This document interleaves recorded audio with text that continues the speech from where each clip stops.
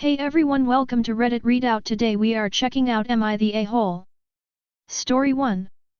AITA for refusing to pay for the dog's vet bills. I, 23F, live with my parents and brother. My brother, 22M, has a dog. The dog is completely his, he bought it, pays for its food and vet bills etc. and is the one responsible for it. Occasionally I will walk the dog etc. and I do play with it. The issue is that the dog loves to eat things from rugs to toilet paper and he has a big preference for underwear. He has thrown a pair up once or twice, so he is now supposed to stay downstairs. Now I do leave my things lying on the floor in my bedroom and bathroom, but I'm the only one to use these areas. I don't leave them out in any open spaces around the house, they are just in my area. Someone let the dog upstairs, not me, and he must have ate a couple of pairs of underwear and needed to go to the vet. Luckily he is doing well now, but the vet bill is expensive. My brother is blaming me, but my argument is that I am not responsible for the dog and I did not let him upstairs.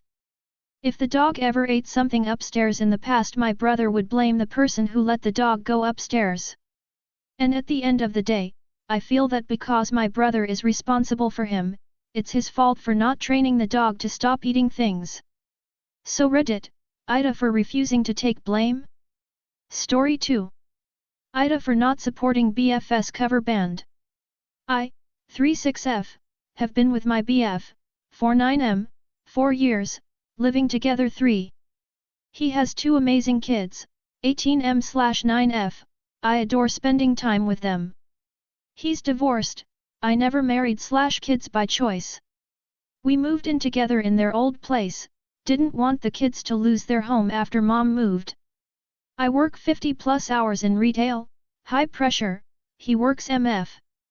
I agreed to the school transport on Fridays on an off day because of the custody agreement and his schedule. His son handles Thursdays. I work weekends. We moved and he joined a classic rock cover band. Great musician, playing most of his life. He's started having more and more gigs. When he does, he expects me to stay home with kids. Most of the shows are at bars or inappropriate places. I did it the first year but said it's unfair. I work more, plan all holidays, and one of my only days off volunteer for school duty. He's never planned much or any events with the kids, but he is responsible with housework and we split bills. Last weekend he had a show. I took vacation time, his niece was having a baby shower and his family was coming into town. I went to the shower with his ex, who I like. We text/talk/get along, he hung out with his dad, then they went to the show while I stayed home.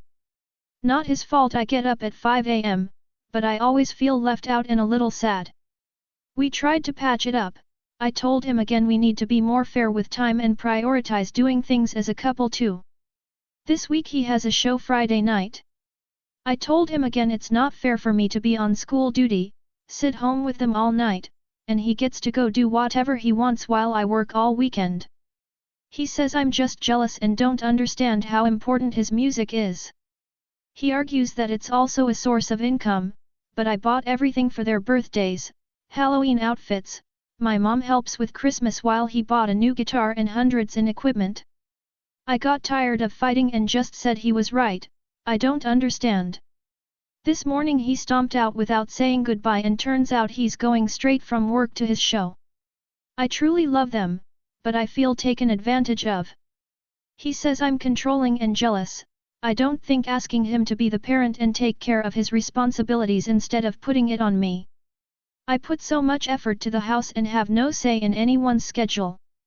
I love he has a passion, and I believe he is genuinely talented and deserves a life outside of the house, but, still. My schedule isn't his fault either though. AITA? Story 3. WIBTA if I told my best friend I'm disappointed in her.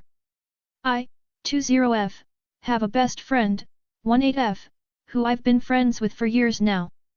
She has a BF, 18M, who I used to think was a good guy.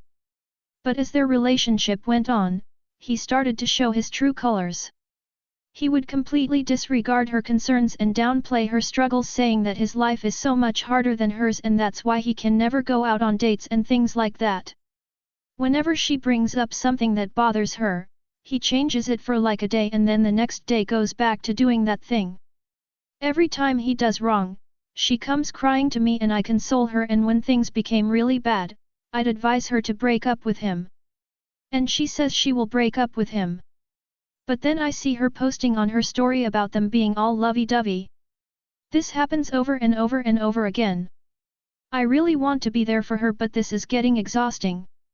Every time I tell her to leave him for her sake, she semi-breaks up with him and then they just get back together. This happened again recently and I'm considering telling her I'm disappointed in this unhealthy cycle she's put herself through by not breaking up with him, and tell her that I will not be listening to her venting until she's ready to actually do something about her situation. Story 4. AITA. If I rejected a Christmas present. I, 17NB, am celebrating Christmas with my mom, 50F, and stepdad, 56M, this year. I used to have a 3DS that I used, but the hinge plastic broke since it was pretty old. We are unable to fix it after trying and it can't be used anymore. I also have a Switch Lite. My stepdad is getting his daughter, 16F, an Xbox for Christmas. She never speaks or spends time with him and the relationship is very strained. Since he is buying her that, he feels guilty and wants to get me something like that. My mom asked if I wanted a new 3DS or a Switch. I said the 3DS since my Switch Lite does everything I would use the Switch for anyways. I prefer to use the handheld anyways, and do not want the Switch. She said that she does not care and he is getting me a Switch anyways. We went back and forth for a bit, and the Switch is ordered. The main issue is that things like this have happened in the past where I am not really listened to. I know that the only reason he is getting me this is because he doesn't want to feel bad about getting his estranged daughter something expensive. My thoughts are that if he wanted to get me something of similar value, I would much prefer the 3DS, nice art supplies, or some books. Neither of them listened and are getting the Switch after I repeatedly told them that I will not use it and do not want nor need it. AITA. If I gently rejected the gift. Story 5. AITA. For not spending Thanksgiving with my family. I am 19 years old, still living at home with my grandma and mother. We spent Thanksgiving together last year. This year my aunt, dad's sister, invited me and my girlfriend to dinner. My mom and grandma don't agree with my lifestyle or my relationship. And I want to invite my girlfriend, but I know they wouldn't want her there. Dinner at my aunt's is later in the evening. I was going to be home for the first half of the day. Told them I was going to my aunt's for Thanksgiving and now they are upset and don't want me to go, saying I need to be with my family. Story 6. AITA. For refusing to go to a Christmas party after my husband brought up his concerns about my old life. I, 37F, and my husband, 52M, have been together for 9 years. For a little backstory, when we met, he was my next door neighbor and I worked in a gentleman's club and was working on my degree holistic medicine. When we got together, I quit working as I was finishing my last few months toward my degree and everything was going smoothly. I have been working in my field for the last 8.5 years consistently in my own private practice and haven't looked back on my old life. Fast forward, he has been working his job for over a year and this is the first time he has been invited to a corporate Christmas party that was not during business hours and we were both excited to go. The day before the party, I told him I had taken off from work so I could go shopping for a Christmas dress so I could dress appropriately since mostly these days all I ever wear is scrubs. He told me that he was worried about someone recognizing me from my old life and that it would embarrass him if someone did and that if they did, he would have to quit his job because he wouldn't be able to handle people talking behind his back about how he was married to an ex-stripper. As this comment offended me, I took in what he said and I told him that if he is that concerned about someone recognizing me from my old life then maybe it would be best if I didn't go to save him the possible embarrassment. He told me that I was being selfish and I should have thought about what I was doing back then and what consequences would have come about in the future. I suppose he is right in this regard because I don't talk about it, but never did I think it would come back to haunt me later. Am I the offer refusing to go to a Christmas party after my husband brought up his concerns about my old life? Story 7. AITA for quitting on my thesis supervisor at the last possible minute, forcing him to lose his grant proposal. Up until recently, I was a master's student doing research under a tenured professor at the university I did my undergraduate studies in. I have been working with him for the last 18 months, but our professional relationship deteriorated to the point where I jumped ship. My main grievances: we had a design problem and I devised an, admittedly crude, solution that solved the problem and had empirical data to back up this data. He responded with, "Your solution is not at a graduate level, an undergraduate student could have come up with this solution."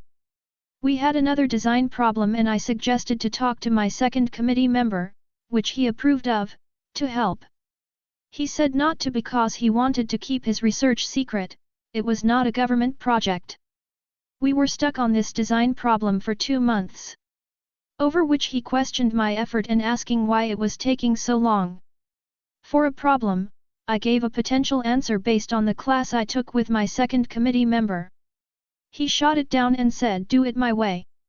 When we finally got a face-to-face meeting with my second committee member, he basically asked why on earth are we doing it my supervisor's way and confirmed that my math was correct. I once emailed him after a major breakthrough in our project. His response? "Let's talk about it when we meet this week and please stop emailing me so much." I went through my sent folder and the last time I initiated an email chain was 3 weeks before. All of my other emails were responses to his questions. At a certain point, I was so fed up so I started sending out resumes. I got an interview and the job sometime later. I soon gave my notice of withdrawal from the university, which caught him off guard. Here's where I may be the I know that my supervisor gets funding, but the requirement is to have a graduate student assisting him. By leaving in the middle of the term, he does not have a chance to take in a new graduate student. Intake is at the start of the next term, and he will not meet the December deadline and lose that portion of the grant money. I have refused to give him live tutorials of how to work my software solutions. I have given him a comprehensive README document, and knowing that he glosses over things and doesn't read things carefully, he will struggle and will set him back even further. TLDR, my thesis supervisor has treated me, in my opinion, with disrespect and condescension. I have been applying for jobs behind his back and recently got hired and submitted my withdrawal from the program in the middle of the term. In doing so, he cannot get a new grad student and will lose research funding as he no longer has anybody working on the project. AITA? That's all for today. Please don't forget to like and subscribe.